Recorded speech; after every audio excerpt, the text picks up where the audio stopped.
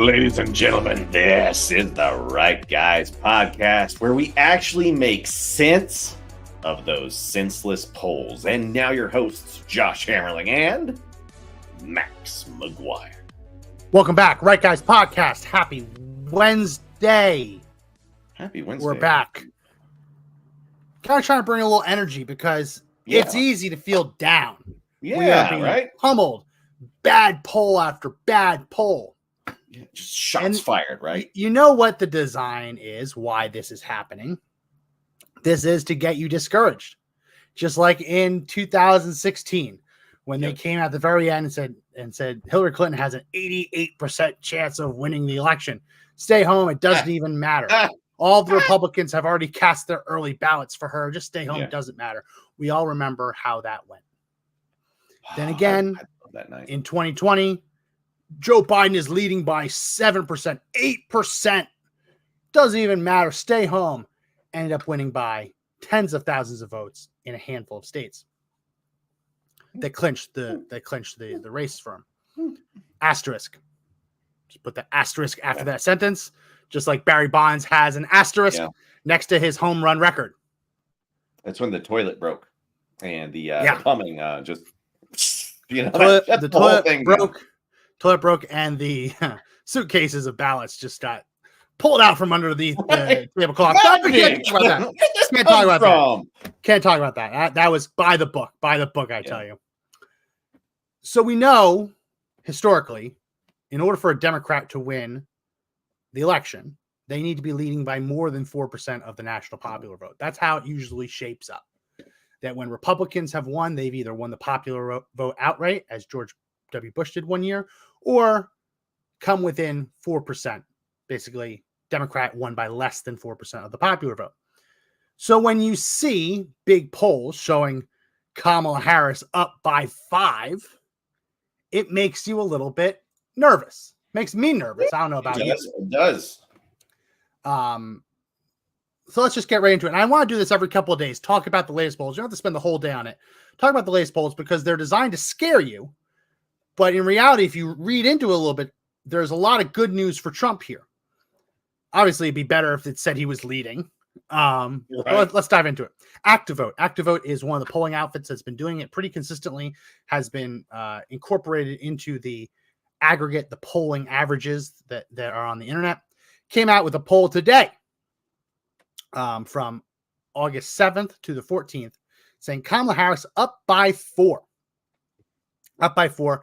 You look here, it has 52.4 to 47.6. Really, if you round up from 4.8%, it's actually she's up by 5. But she's pretty much up by 5 in this poll. So I want to break it down. Here's that picture right here, and this is the data that they provide.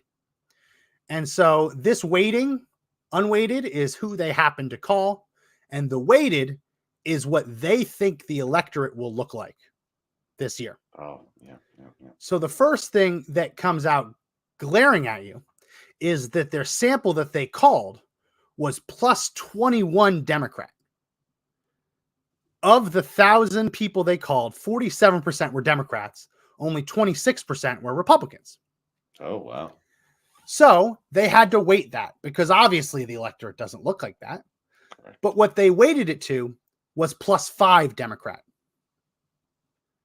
So they believe that when all is said and done, there will be significantly more Democrats who cast ballots on election day than Republicans. And just to be clear, this was their vision before Joe Biden dropped out. So they actually thought that Joe Biden was going to lead to more Democrats voting than Republicans.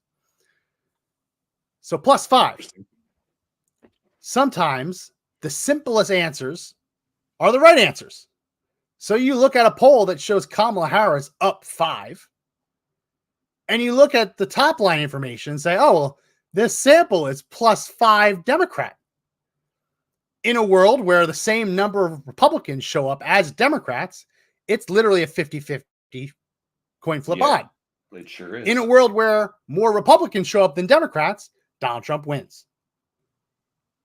But when you make the sample plus 5, you shouldn't be shocked when it shows a Democrat winning. And here's the other thing. when of that 1,000, only 26% are Republican, if even you get a couple extra Never Trump Republicans, you can skew that data, right? If they had talked to 35% Republicans instead of 26, the number of the Never Trumpers who say we're voting for Kamala Harris would have been a smaller percentage overall. So if you deliberately make the Republican sample unweighted smaller, the Never Trumpers make up a larger percentage of it. When we know overall in the party sentiment towards Trump voting for him is much higher than 89%. That's what they got for this poll, 89%. They have Kamala Harris winning or tied in every other age group, which is kind of an outlier. That's not how other polls are showing it. But look right here, Josh. Ethnicity, Black. You see this number right here? Where you moved? Yes, I'm seeing that one right there. Yep, 19%. This poll that has Kamala Harris winning by 5. Not only is it plus 5 Democrat weighted, but it shows Donald Trump winning 19% of the Black vote. And just to be clear, from when they polled this a couple weeks ago, they only had him at 10% of the Black vote. The headline should be Donald Trump doubles his support among Black voters. Americans, yeah, absolutely. Which makes his appearance at the Black Journalist Conference a little interesting.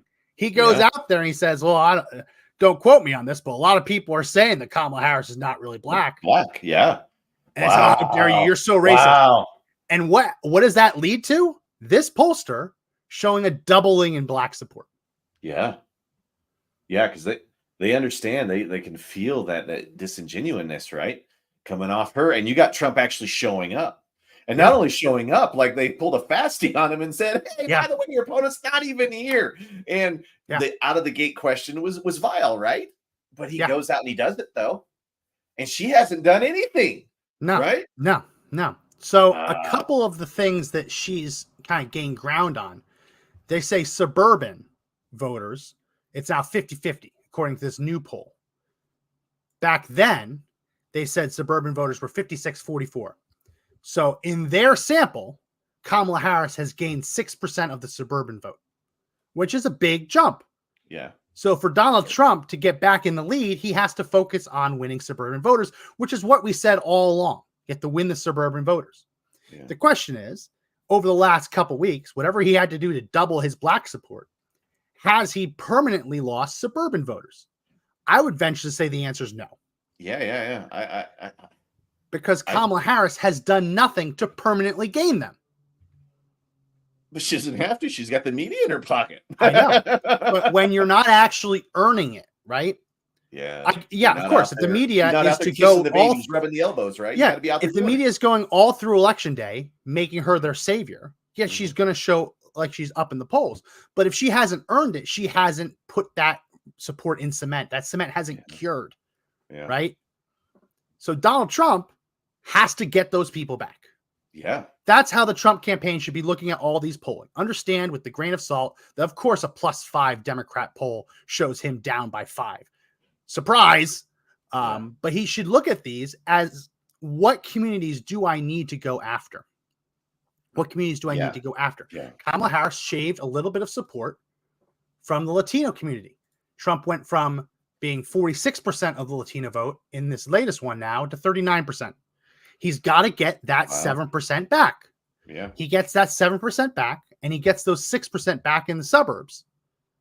He wins the presidency with a 19% Black vote. Yeah. Right. So it's all moving targets, but he should be looking at this and using this data to prove to target the right people. Yeah. Right. And hopefully they are. There was a quote that I hated, and it suggests that the campaign's leadership hasn't awakened to the reality of Kamala Harris. Yeah. They said, our goal is to get Enrique and Jamal, not Karen. That's the last thing you should do. You need suburban white women. You need them. That's what they're basically saying. We're look for Latinos, blacks. We'll avoid. We're not going to prioritize suburban women. You have to, absolutely have to. Yeah, and you have to do it, and you can walk and chew gum at the same time. Yeah. But yeah, I was shocked when I looked at this. It's like Donald Trump just doubled his support among the black community, and that is not the headline. Yeah, that's not the headline. And just seeing the where they are starting to put their efforts, like Trump's got an opportunity to start really hammering away at what were considered just like keystone values in groups, right? I mean, it's time to start going a bit on that offensive. Like the time to start saying that he's there for everybody. I mean, they got to start portraying him like a lovable grandpa at this point. Yeah. If they can do it with Joe Biden, who we all know is not a lovable grandpa, they can do it with Trump. He denied the existence of one of his grandchildren. Yeah. And Donald Trump, he looked great during the RNC when he's got his granddaughter on his lap. Yeah. Like all the start reaching out to people. He just needs those stories. I know he goes out there, he gets into kind of his talking node, but now he needs to start talking directly to women, right? He has to. He has to. There are two stories that have disappeared from the headlines, shockingly. That Donald Trump was shot in the head. Yeah. When was the last time you heard about that? Shame on Republicans in Congress for going on vacation. They should have stayed behind and held those hearings. Kept it in the news. Instead, they loved their vacation. They went home. Out of the headlines is that Donald Trump was shot in the head. Also out of the headlines is that Joe Biden was deposed. He was removed. There was a coup. And the threat of the coup, according to the reporting, was that Nancy Pelosi gave him the easy way, the hard way. And the hard way was going to be the invocation of the 25th Amendment, which could only be done by Kamala Harris. So the narrative that's coming out is that the threat that forced Joe Biden to come out of the race was that Kamala Harris was going to stab him in the back. That story kind of puts a damper on the whole narrative that Kamala Harris is bringing joy back, right? I mean, that's what they're trying to say. She's Brat Summer, whatever the fuck that means. That is, and that she's bringing joy back. She's bringing joy back. Well, it rings a little differently when the knife's in her hand, bloodied from stabbing Joe Biden in the back. Oh, God. I mean, it's like all the senators walked up to Caesar and just started. We're bringing joy back. Brat Summer. But I've never seen or even heard of anything like this in American politics, right? So another Joe Biden first. He's the first one really kicked out by what we can see to be the elites, you know? And he kind of pointed it out. These are the elites that are running the party. And it's on full display, and nobody talks about it. We do on this show. But, I mean, go watch some ABC, MSNBC. Go pick your 3-letter network out there. They're never going to touch it. It's going to be those wonderful, heartwarming moments. Yeah. How long before they have videos of Harris out there with their stepdaughter having a good time, being a good mom, going after the urban women? If they haven't done it, Trump needs to, because it's going to be out there soon. And they're just going to carry that line, which is going to lead to more of these polls, which gets us all too scared to come out and get out there on voting day. Yeah. That's the goal. And listen, the polls undercount Donald Trump's support. We've known that forever. We always will know that. Yeah. Polls undercount Donald Trump's support. There is also a long-held political science theory called the Bradley effect, which is the idea that when a black person is on the ballot, for better or worse, like it or not, there are people who will say they will vote for her or them because they want to come across as being forward-thinking enough to vote for a black person, when in reality they're not going to. That is true, and it's the inverse of that kind of is why Trump's support is undercounted in these polls, because people don't want random pollsters to know that they're supporting Trump, because they don't want anyone to know they're supporting Trump. Yeah. So that's something we're gonna have to wait and see how that materializes, which is the inverse consequence of insisting that no, Kamala Harris is black, right? I mean, if they're insisting that she is black, that's going to come into play, like it or not. But this is something that I found really weird, Josh. This is the poll average. This is from Nate Silver. And you see that before Joe Biden drops out, look at the difference in these lines. and that's always how the polls look. Yeah. Always how the polls look. But notice that as soon as he dropped out, all of a sudden it became nice, smooth lines. And it's just, oh yeah, look, it's just slowly gaining. It looks as awkward as the graph from election night in 2020, where it's like, oh, look, right? Anytime the visual representation of data defies the pattern, it makes you wonder why. Yeah. Why is it that Kamala Harris is just, and why are there no ups and downs, peaks and valleys? Yeah. Why is it just a steady decline, increase? Yeah. And recognize that still this polling average is still just 3%. Yeah, it's still within still just 3% error. Yeah. Yeah. The 3% polling average difference, that's a margin of error of 1.5%, which is half the margin of error that these polls actually usually have, which is like 3 to 4. Yeah. Right. So it makes you wonder why. I want to show you this guy, Mark Mitchell. He is the lead pollster for Rasmussen. Rasmussen has consistently shown Donald Trump ahead. Yeah. And he is wondering why. And he has a theory for why this is the case. Why this. Mm-hmm. This is the data. Let me just open this. This is the graph showing the Democrat polls per week. So Joe Biden dropped out right here. You see a big increase, but you actually, rather than seeing them poll more, you're actually seeing a decline in the number of polls being. Whoa, hold on. So, okay. There were only 2 polls in the Real Clear Politics average of polls that were conducted the week of August 4th. Oh. Why is that? How does that make any sense? I mean, in a world where everyone was doing their polls like, oh, and then releasing the next day to try and show Kamala Harris ahead, why were they deliberately not doing polls the week of August 4th? What could have possibly caused that? The Olympics? Find the other graph. Nah, maybe. No, okay. I mean, I'm just throwing that one out there. Let's go with the inflation numbers. No, that came out today. Kamala Harris gets picked by the Dems? No. Oh, did COVID come out? Or was it monkeypox? This one's good enough. Well, this is what Mark Mitchell thinks. He's running Rasmussen. His theory is that they did conduct polls and they deliberately didn't release them. Because when he conducted the polling over this week, this is daily tracking for Trump versus Harris. Holy He crap. saw a huge spike for Trump that week.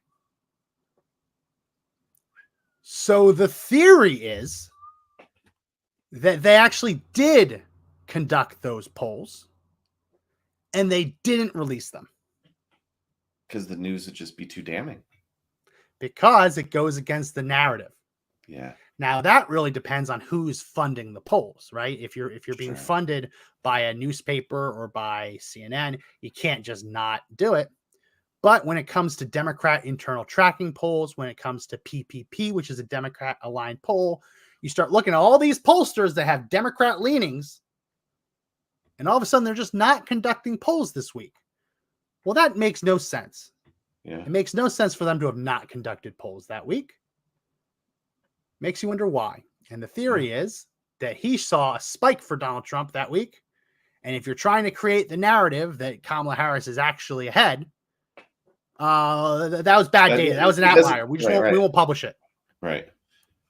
It's just not jiving with the narrative, man. And look at all the effort they've thrown into it. Right? It's like the whole apparatus has decided to get up and just start declaring every poll out there in her favor, every news story in a positive light. There's no effort by the media to sit there and banter her as to why she hasn't given a news interview yet, right? There's nothing. None. So this is, remember we went on this, talking on the show about Cook political reports and how they're like the gold standard. I'm going to amend that, but we'll get to that at the end. They released this today. Kamala Harris up 3 in Wisconsin, up 2 in Arizona, up 1 in North Carolina, up 1 in Pennsylvania, up 3 in Michigan, tied in Georgia, and Trump up 3 in Nevada. And you're like, oh, wow, that's what the race looks like right now? No, that's what the race looks like July 26th to August 2nd. Oh, my gosh. They released this poll 2 weeks late. This is what the state polls look like when, oh, she's the nominee. Oh, we love her so much. Right? The craziness. This is 2-week-old data, Josh. And they're releasing it today. Shame on them. Like, shame on them. This is the most dishonest thing you can do. It's like lying by omission. It's lying by omission. And again, you're doing great. They interestingly did not include that week where Rasmussen was one of the only people releasing polls that showed Donald Trump actually leading. It makes you wonder. It makes you wonder why. And of course, Nate Silver was more than happy to add this to his rankings, showing that now Kamala Harris is winning in almost every swing state because they took this 2-week data. Yeah. 2-week-old data. Now, if it was 2 weeks ago, it would be weighted less, right? But because it's new data, it's weighted more. So all of a sudden, boop, complete swing.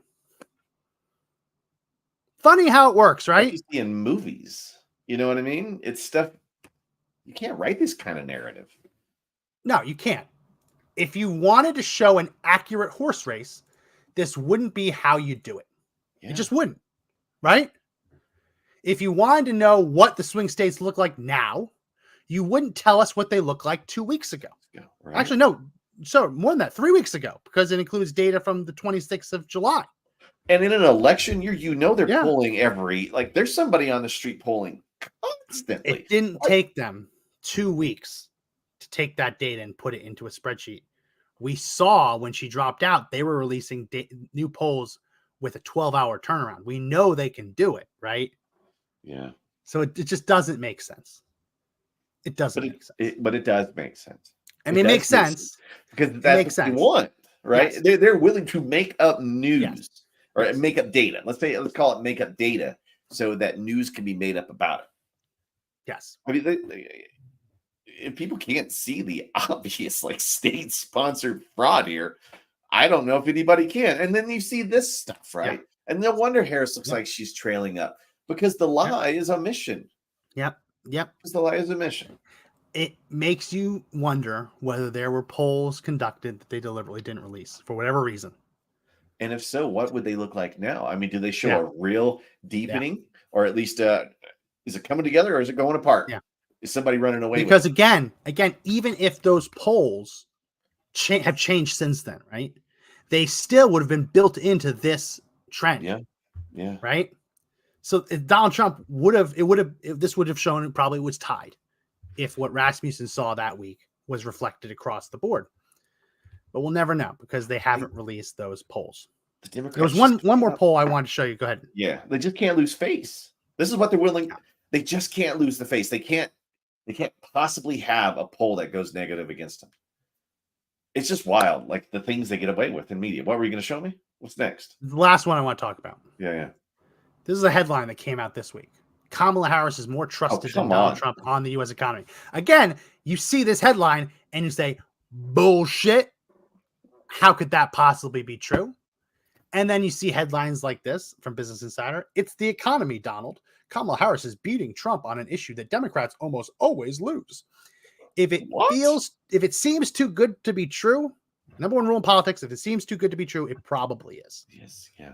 And if all of a sudden Kamala Harris, without ever releasing a single economic policy, giving a single economic policy address belonging to the administration that everyone blames for the current economic decline, if all of a sudden she's going up, up, up, you should wonder why. And here's she had those billions that she could have used to put in all those rural charging stations, and she got how many of those done? Yeah. 0? 3? Can't remember. Here is the poll. Can you read that? Yeah. Oh, yeah. Okay. Regardless of your opinion of these candidates or how you would vote for president, who do you trust most to handle the economy? That's a weirdly worded question. It sure is. It could have been very simple. Who do you trust most to handle the economy? It's Yeah. Kamala Harris, 42%.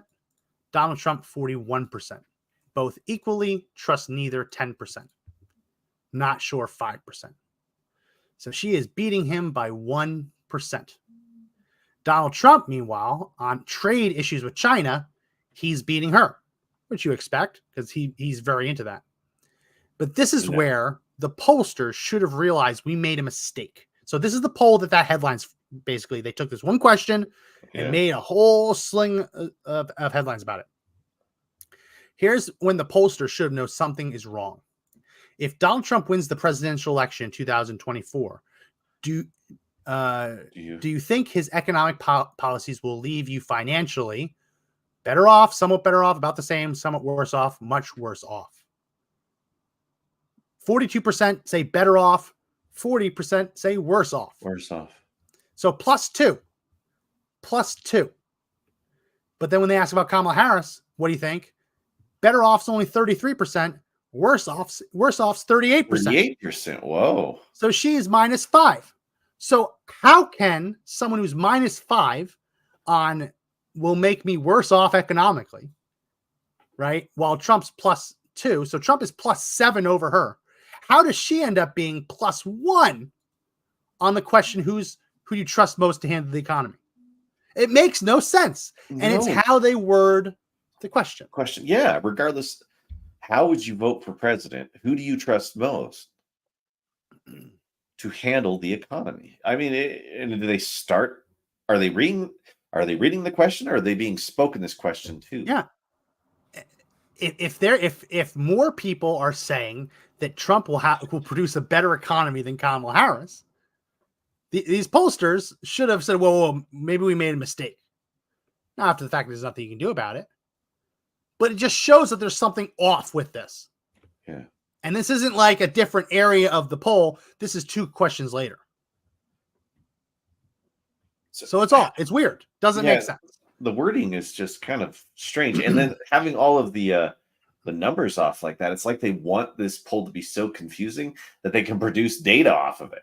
Yeah. Right? So it can be acted on in media. I mean, it feels like a scam almost.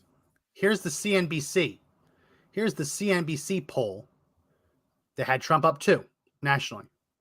When it comes to the election for president in November, in general, do you think you would be better off financially if Donald Trump wins, better off financially if Kamala Harris wins, or would your financial situation not really change whether Trump or Harris wins? Okay. 40% say better off with Trump. 21% say better off with Harris. 35% say no change. 4% say not sure. This shows pretty much little, if any, change. Actually, she lost 2 points versus when they're asked the question about Biden. Donald Trump gained 1 point, and 1% said they no different. Wow. So Trump has gained since they asked this question in March. Well, I'm waiting for James Carville to come out and say, it's the economy, stupid, right? Yeah. I mean, wow. The headline, twice as many people say Donald Trump will make them more prosperous than Kamala Harris, right? That's the headline, 21% versus 40. Yeah. Combine that with high inflation. Yeah. They take the other poll and they run this headline. When the poll question obviously shows that there's something wrong with it. I mean, is this yellow journalism at this point? I mean, should it be called what it is? I mean, I don't know what to say. Well, why would you line up as a private news organization behind a political party just to get out a narrative? Why would you do it? They're questions I want answered. Nobody really seems to have them. And how long no one seems to have them? And how long do people tolerate that kind of bullshit? Are you still advertising them? Are you still watching them? They suck you in with all the football, right? It's just wild. Yeah. The huge effort to make it look like Harris is gaining that's just not AstroTurf. This is like she has people enthusiastic about her. Absolutely. But what the data shows is they were also enthusiastic to vote for Joe Biden. Yeah. because they were going to vote against Donald Trump. Question is, can she take permanently, solidify, lock him up in cement and let the cement cure so no one can get to him? Can she do that permanently? With her voting bloc? That's the question. Bloc? I don't think so if Donald Trump has 19% of the black vote. No, and he's got the issues on the economy. It looks like he's squared that away. You know, they're making up. They're making her greatest negatives look like fantastic positives. So again, it goes back to when they put those stories out. I mean, is this just them running interference because they know she's weak on the economy, because they know she's weak on security, she's weak on the border? I mean, it makes a lot of sense. Now, how does Donald Trump counter that? Right? Because he's the team that has to beat him. Like, there's people that are getting paid a lot more money than Max or I to make those kind of calls for him. Yeah. And if you need help, we are available. But we are available. But you need to start moving. They got to start moving on women. They got to start really going after on the economy. It looks like they have the economy portion like at least squared, but they need to stay on it, because with the latest inflation, which the inflation news, I mean, they're telling us it's slowed down. It's going up slow. Much. It's going up slower. It hasn't gone down. Like 21+% in places. Yeah. It's just stupid. Yeah. I lied. There's one more poll I want to show you. All right. There's one more poll I want to show you. This is from Florida Atlantic University. A shock poll came out today. Made people really nervous. Oh, yeah. Because it has Donald Trump only winning by 3. Okay. This was for Joe Biden, but only winning by 3. That should be terrifying. Yeah. If Donald Trump is only winning Florida by 3, that's a problem. But then you start wondering, is that really true? Is that really what's happening? So they called 1,055 people and they asked them, who'd you vote for in 2020? 427 of them said, I voted for Donald Trump. Yeah. Right. So let's see if we can find the 2024s now for Kamala Harris. Here we go. Nope, that's the wrong one. What's this here? They fudged numbers. 2024 vote. This is really not put together well. It's hard.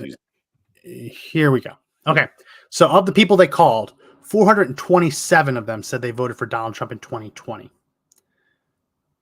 425 said they planned to vote for him in 2024. So of the people they called, 2 out of 427 said they voted for Trump before and they're not voting for him again. Whoa. That is 0.4%. You get where I'm going with this? Yeah, it's statistically insignificant. And if Donald Trump won Florida, what did he win Florida by? He won Florida with 7. He won by 4%, right? If he isn't losing support, how can all of a sudden he have a smaller margin? You know what I mean? It just doesn't make sense. Yeah. It's like if they had said 427 voted for Trump in 2020, but only 300 said they're going to vote for him again, that's a big deal, right? Yeah. He'd be losing that support. And then, do I have it up? Did I lose it? Did I lose it? Well, you just have to take this as fact unless I can find it. There are 1 million more registered Republicans in Florida than Democrats. Wow. 1 million. Okay, so if he lost that much of percent of that overall, it's not that much. So, if Republicans vote and don't stay home the way they have been, right? And remember, these are new Republican registered voters. Yeah. It is not feasible. It's not fathomable for Donald Trump to lose Florida. No. It's not possible. But they want you to feel it, and they want this data to kind of reflect that. 5.3 million Republicans, 4.3 million Democrats, 3.9 million independents. Even if Kamala Harris has 75% to 25% independents, Republicans still win if they all turn out. You know what I mean? Like, so it's she would need to clear independents by 50 points, which isn't going to happen. Which isn't going to happen to overcome the Republicans' voter registration head start. Yeah. And I wonder how many places that's happened too, is how many new Republican voters started showing up after the assassination, because it's got to be big, which is probably why you don't see the story of the assassination out there anymore, right? Because it's just too much positive press for Trump. And it's got probably too many people inspired, because they're probably heading out there thinking, you know what? He's pretty tough. I want to be a part of that. And they can't have that, right? They can't have that. There can't be this resurgence. Here's the graph for July 2024. And now, not every state reports. So this isn't every state. These are just the states that do report voter registration changes by party affiliation. So let's go through it. Republicans beat Democrats in Alaska, plus 19,000 in Arizona, plus 94,000 in California. Shocking. Look at all the people leaving Colorado. Yeah. that's a big exodus. Slight Democrat win in Delaware. Look at Florida, an extra 68,000 registrations versus Democrats 22,000.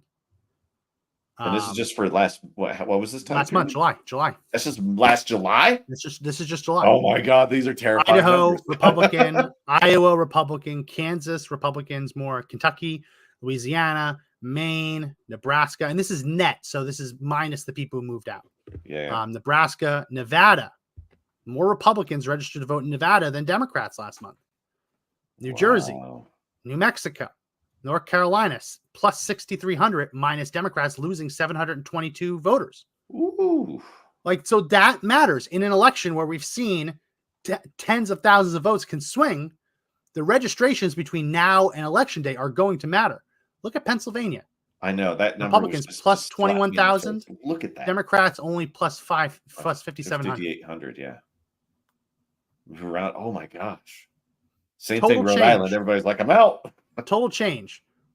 Republicans 252,794. Democrats 19,000. Now it really matters where it is, right? But the biggest chunk of that was in Florida and Pennsylvania, and Arizona, and California. It won't change California, but it's interesting. Now, this is also at a time when Kamala Harris is supposed to be surging. Yeah. It just shows you the party. If the party's seeing these same numbers, no wonder Carville starts going on these rants sometimes about how it's doom and gloom. And he's probably got some inside knowledge. And that's all I can hear is him just sitting there saying, this is horrible. I mean, these stats are bad for us, right? Yeah. You see a meltdown coming here. Yeah. And they should. I mean, they should. The losing, like, California might be changing, man. Like, they might. California's not going to change. There's too many Democrats. But that might be enough to swing some districts depending on where they live. Right? So it really is going to depend. It's going to depend. Jungle primaries and all that stuff. Everybody's even out. Even when CNN crunched the numbers, they couldn't find that Kamala Harris is surging. She might have a little bit more support, but Donald Trump is not losing the ground that Kamala Harris seems to think that he is. Step back and sort of point out we've kind of been here before. So August 13th, how far were the polls off in Michigan, Pennsylvania, and Wisconsin? And this is in 2016 and 2020. Trump was estimated both times around and by significant margins. Take a look here. In 2016, the average poll in those states that I mentioned, those Great Lake battleground states, Trump was underestimated by 9 points on average at this point in 2016. How about 2020? It wasn't a one-off. Look at this. He was underestimated by 5 points on average. And, of course, Kamala Harris's advantage in those New York Times Siena College polls were 4 points in each of these key battleground states, Michigan, Pennsylvania, Wisconsin. The bottom line is this. If you have any idea, if you're a Kamala Harris fan and you want to rip open the champagne bottle, pop that cork, do not do it. Donald Trump is very much in this race. If we have a polling shift like we've seen in prior years from now until the final result, Donald Trump would actually win. I'm not saying that's going to happen, but I am saying that he is very much in this ballgame based upon where he is right now and compare that to where he was in prior years. We certainly heard the Harris campaign saying we have to keep fighting. Absolutely. This is definitely not over. All right.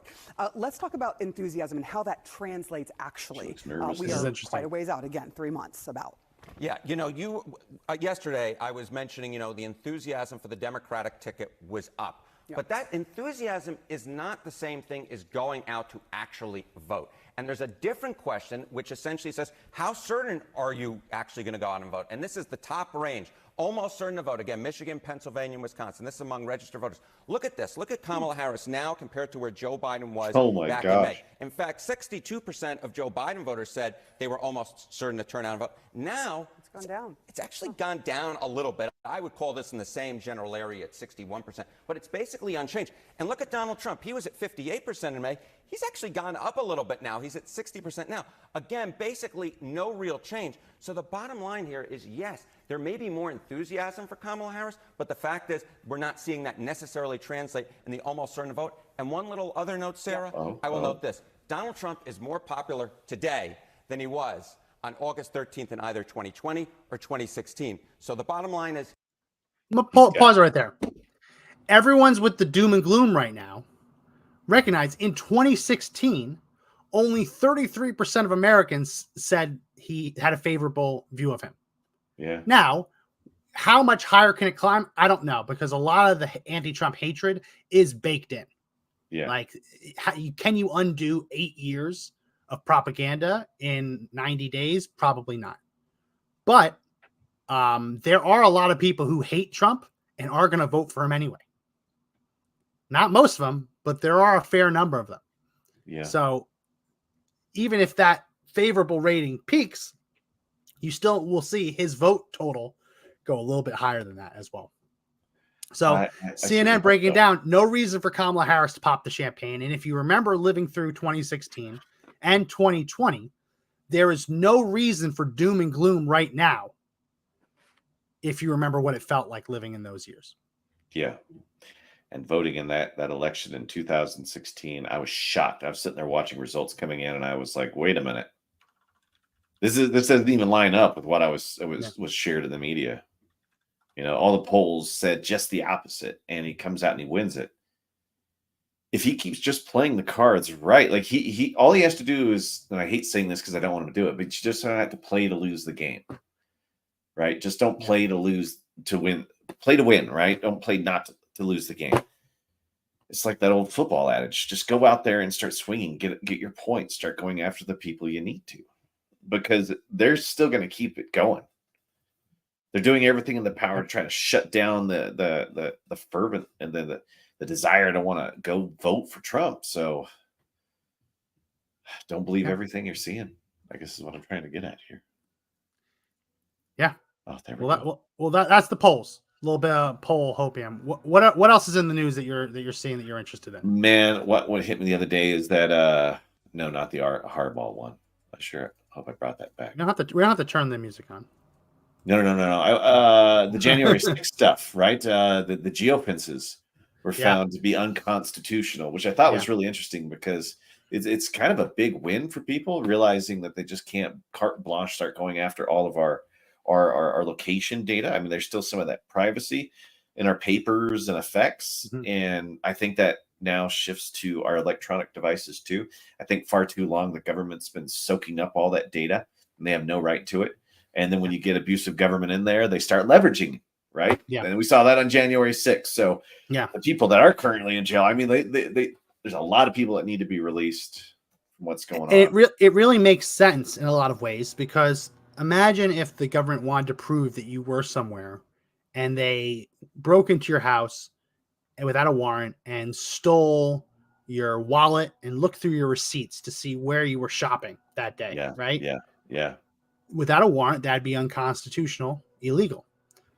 Why wouldn't it also be illegal for them to essentially do the same thing, but with your metadata that's stored by Google or whatnot. You have a right to privacy. Google has a right to privacy. And even if the government doesn't force them and just ask nicely, that's still a demand, right? Yeah. I mean, it's like, and all of you exists on a digital platform now in some way. You're just a series of numbers somewhere. So to be able to start protecting that and what is you is going to be really important, especially the AI moving forward, right? How long before it's just not just the metadata on where you're at, but the data that makes you. Yeah. And all the things that represent you, right? So there's so much going down the line. Looks like Colin Kaepernick might be back in football. Did you see that? He won't be playing, but he might. Jim Harbaugh might get him a non-football role with the Chargers. Yeah. Can you imagine that? Like he spent all that time taking a knee, and I'm gonna go out on a limb and say he's not gonna be the color guard. Right? I'm gonna go out on a limb and say he's not the color guard. My biggest worry is seeing all those polls that were coming out, and I think that's why you went that route with it. Hey, remember when they raised all those minimum wages around the country? And they're like, it won't get rid of jobs. Yeah. Well, there's drones now that'll be completing all the delivery jobs. Yeah. Right. In Colorado, they're going to have a restaurant here that is going to be almost completely automated. I don't know if it was robots, Chipotle, or which group it was, but it will be a fully automated restaurant, right? I worked at Chipotle once. Did you? I love Chipotle. I'm going to admit it right now. In grad school, I worked there, and I stopped. It's good for you. It was not fun. It was not fun. But imagine fully automated restaurants, man. Like the economy is going to change for people, especially when there's less jobs to start being filled, right? And there's 20 extra million people here. Well, that's something we have to have a conversation about, because that wouldn't be without consequence. I forget the actual figure, but the invention of the automobile led to the literal deaths of millions of horses. Yeah, extinctions of some breeds that were beautiful. Literally putting them down, sending them off to the glue factory, making some Elmer's glue. That happened. Terrible, but you can say it's the forward churning of progress. Well, when you look at automation in terms of our jobs, in this scenario, we are the horses. Yeah, right. Yeah. We are the horses. So if the horses were sentient and they knew what was coming, they would have done everything to stop the automobile. Will we do the same? Because in the majority of states, the most commonly held job is truck driver. Not the majority, but it's a plurality.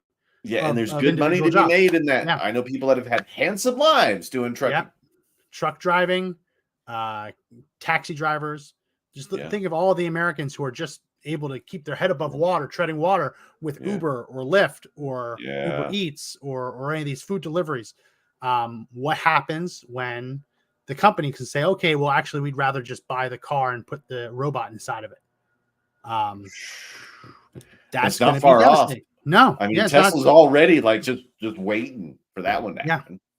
There are Amazon warehouses where the boxing is done automatically.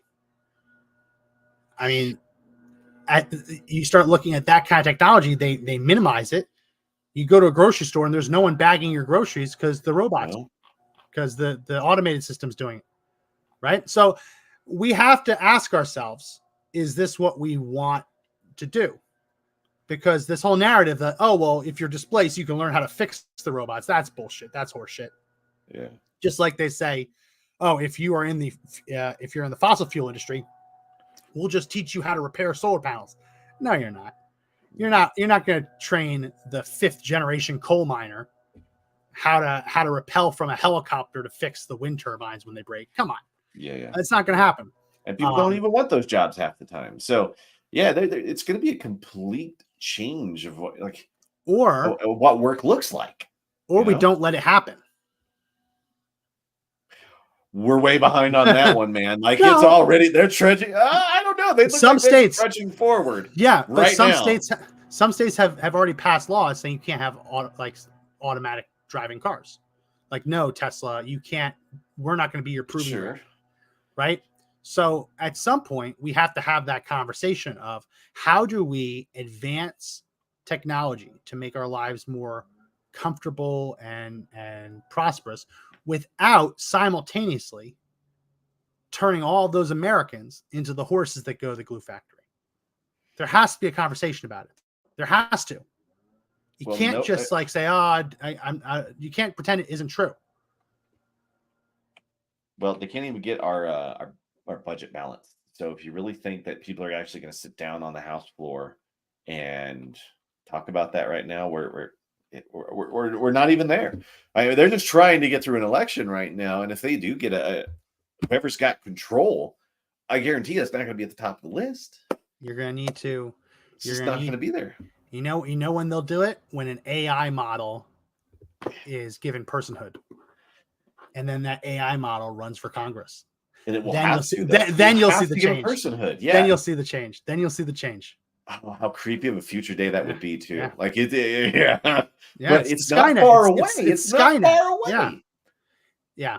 So if the horses knew it was coming, they wouldn't have pulled the carriages that made the deliveries to the automobile factories, right? They would have done it. Just going through. They would have done it. So why are we doing it? Why are we actively encouraging a technological advancement that will ruin millions of people's lives? Oh, it'll ruin the world. It'll ruin the world. Like that is a dystopia creating future, right? Yeah. Because the wealthy will only put money into the robots because they're the ones that actually get the job done.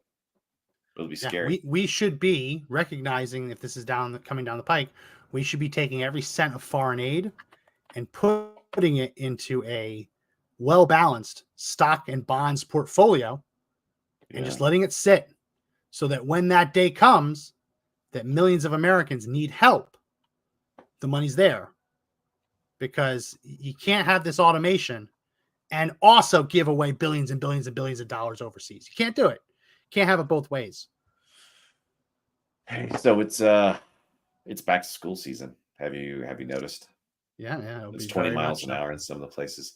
So in the fall of 2021, there was about 49.4 million students enrolled in public elementary schools. Did you realize that 32 of those attended kindergarten through 8th grade? Yeah. 32.6 million. Yeah. It also doesn't go on to say how many of those were Americans versus visitors in the system, right? Oh no, we know it. So, we know it here in Texas. Yeah, and if you look at the 2019 numbers, it's up significantly. But again, there's not that many people here that have crossed the border. But if there's one kid for each one of those families that might have come through, that's a lot of kids. Imagine what it's going to look like with the 2004 updated or the 2024 updated numbers. Then we're out to 2028. And we're looking at 40 to 60 million kids in the school system. Yeah. You know? Yeah, no, it's and the amount of money. How many parents are spending extra cash because the schools don't have enough money for like glue and paper and all of that fun stuff in a tough economy? It's just feels like everything's coming at us from all points, man. You know what I mean? Oh, for sure. I have okay, so I put this in my book, Conservatives' Guide to Winning Every Immigration Argument, which everyone can get on Amazon now. So the amount, I mean, it's crazy how much money is being spent on illegal aliens in Texas. I find it, can't find it. Yeah. But they love to say that they illegal aliens contribute more in tax dollars than they take out. Texas alone, that's false. Yeah. Texas we're $8 million in the hole in Denver County. Yeah. Just because of the sheer cost of the school system, of the healthcare system, public benefits, families with illegal aliens in the home. It's astronomical.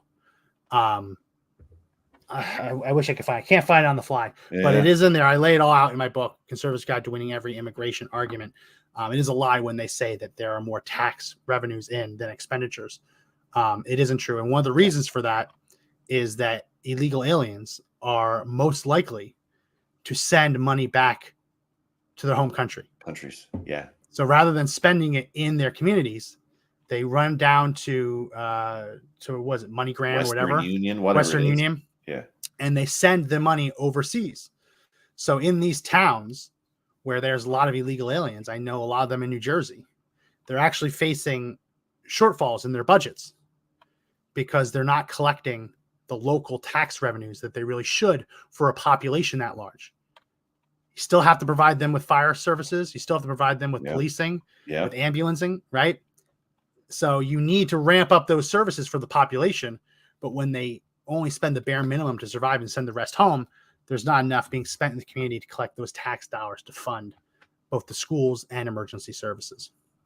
Colorado's going to come up about, they want to consider $2 billion more in spending because we're coming up short.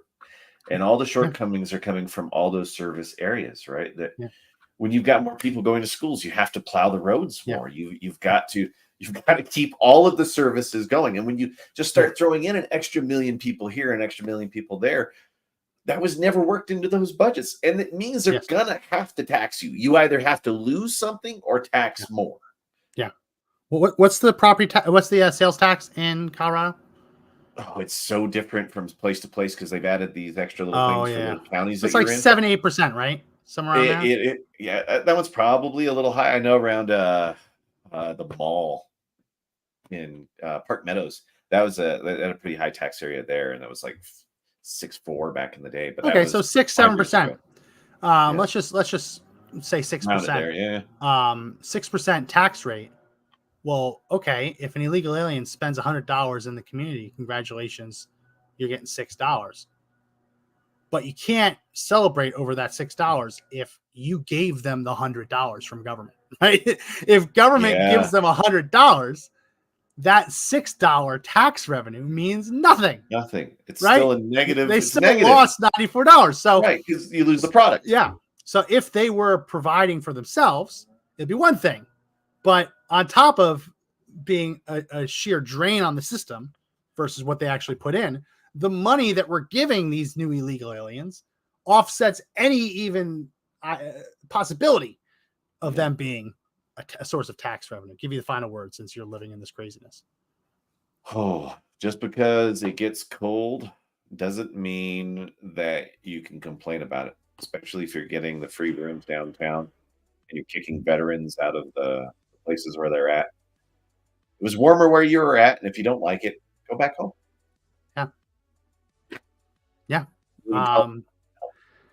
Very, very interesting. New York says it's costing them $5 billion to put illegal aliens in hotels. That somewhere around 1 in every 4 hotel rooms in the city is now housing. It's either 1 in 4 hotel rooms or 1 in 4 hotels. Okay. Are now housing. If it was 1 in 4 hotel rooms, that's a staggering number. 5%. Staggering number. Let me see. Oh my gosh. Let me find the statistic. Hotels are loving it. They've got booked rooms. Here we go. 1 in every 5 New York City hotels is now a migrant shelter. Holy And that was June. So it's only gotten worse. What happens when it's 4 and 5?